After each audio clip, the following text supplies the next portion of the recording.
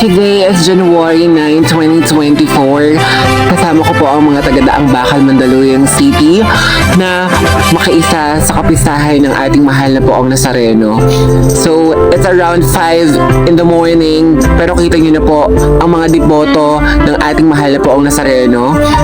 Excited at may halong kaba dahil first time namin gagawin to ng partner ko na makiisa sa kapistahan ng mahal na poong Nazareno.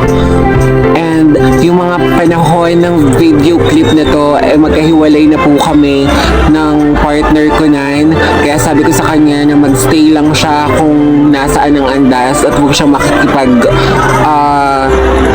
sabayan dahil grabe po talaga yung sikuhan, grabe yung tulakan, grabe yung saligahan. Pero yung mga oras na po na yan, sobrang grateful ko po dahil tinupad po ng ating mahal na poong Nazareno na makakapit ako sa lubid dahil po yung lubid na po na yun, ayun po yung aim po natin na makapitan ko lang po yun at hindi nga po tayo niya binigo. Hanggang ngayon, hindi pa rin po ako makapaniwala. And after a 1 and 30 minutes, nagkita rin po kami ng partner ko. Ayan, si Ate Julie, ang dahilan kung bakit nakakapit ako sa lubid, hindi ako pinabayaan. And thank you so much, Ate Julie. And syempre, kay Papa Rami pa, thank you so much dahil pinush mo kami na makaisa dito sa kapistahan ng mahal na poong Jesus Nazareno.